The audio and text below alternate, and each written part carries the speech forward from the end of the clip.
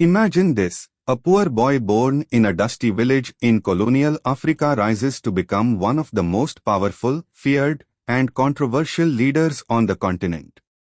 For nearly 4 decades, he ruled Zimbabwe with an iron fist, transforming a breadbasket of Africa into an economic ruin while millions cheered him as a liberator and others condemned him as a tyrant.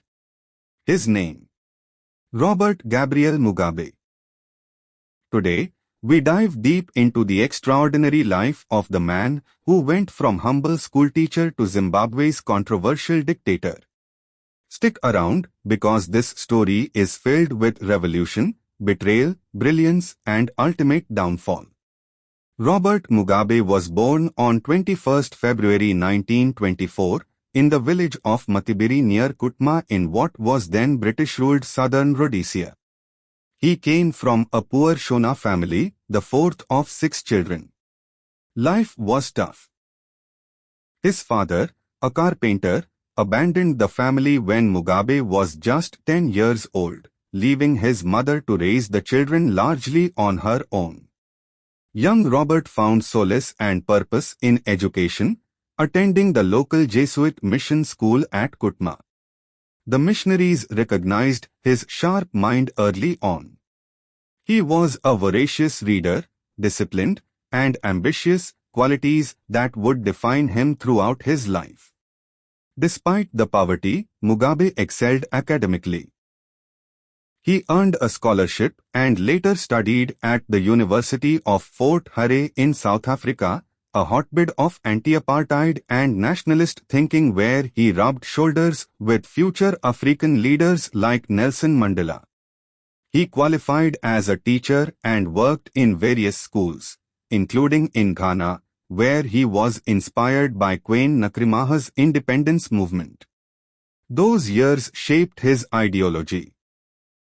Marxist-leaning nationalism, a deep resentment of colonial rule, and a belief that Africans must reclaim their land and destiny.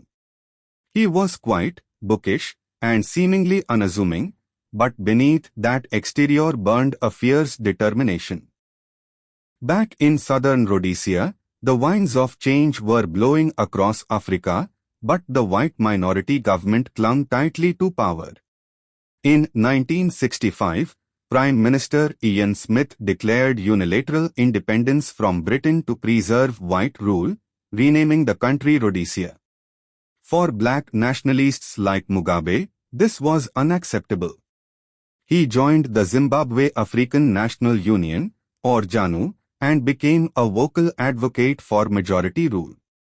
His speeches rallied crowds, but they also landed him in deep trouble. In 1964, Mugabe was arrested and imprisoned for nearly 11 years. Many thought that would be the end of him. Prison, however, became his university. Locked away in harsh conditions, Mugabe didn't break. Instead, he studied relentlessly, earning multiple degrees through correspondence courses, including law degrees from the University of London. He read voraciously history, politics, military strategy. He emerged tougher, more strategic, and utterly committed. Released in 1974, he went into exile in Mozambique, where he took leadership of ZANU's armed wing, Janla. The guerrilla war intensified. Mugabe proved to be a master organizer, blending political maneuvering with support for the armed struggle. The Bush War dragged on, costing thousands of lives on both sides. Mugabe's forces, along with Joshua Nkomo's JAPU, pressured the Rhodesian regime until negotiations became inevitable. By the late 1970s, Britain stepped in to broker peace. The Lancaster House Agreement in 1979 paved the way for elections and independence. In 1980, Mugabe's ZANU-PF party won a landslide victory in the first democratic elections. On 18 April 1980, the new nation of Zimbabwe was born, and Robert Mugabe was sworn in as its first prime minister. The world watched in hope.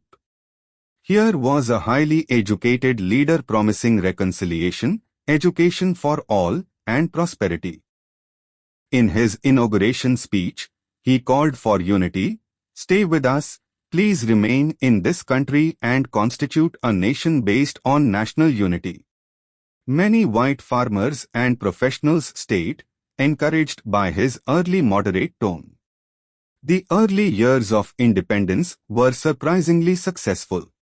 Mugabe's government expanded education and healthcare dramatically. Literacy rates soared. New schools and clinics sprang up across the country.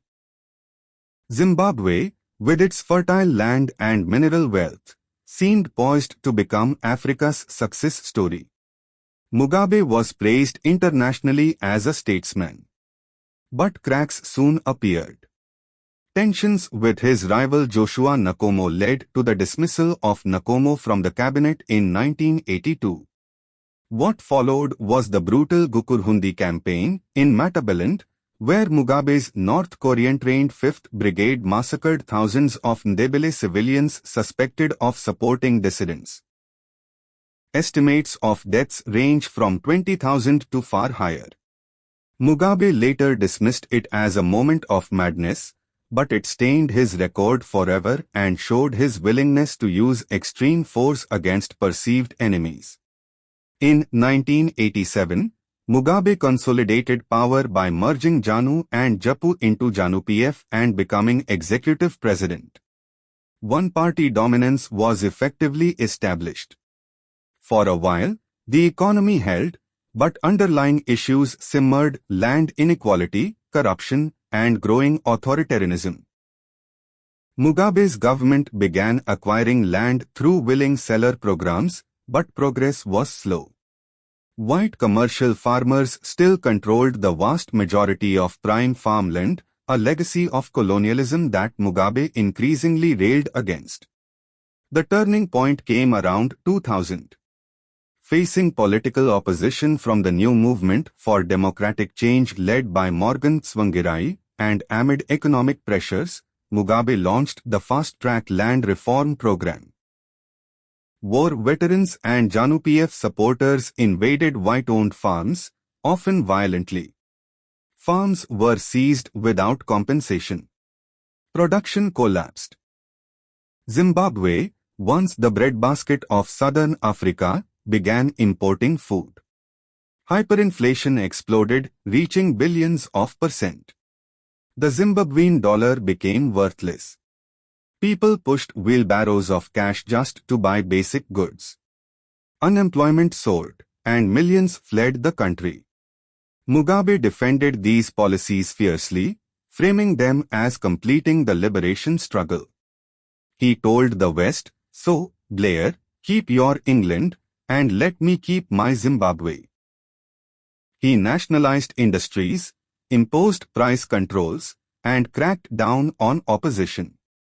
Elections in 2002 and especially 2008 were marred by violence, intimidation, and allegations of rigging. In 2008, after Tsvangirai appeared to win the first round, the runoff was so brutal that Tsvangirai withdrew. A power-sharing government was eventually formed under regional pressure, but Mugabe retained real control. Throughout his rule, Mugabe cultivated an image of defiance. He traveled the world in sharp suits, delivered long, eloquent speeches laced with Shakespearean references and anti-imperialist fire. He condemned homosexuality, Western sanctions, and what he saw as neocolonialism. Supporters in Africa and beyond hailed him as a champion of sovereignty who stood up to the West. Critics pointed to human rights abuses, the plundering of state resources by his inner circle, and the suffering of ordinary Zimbabweans.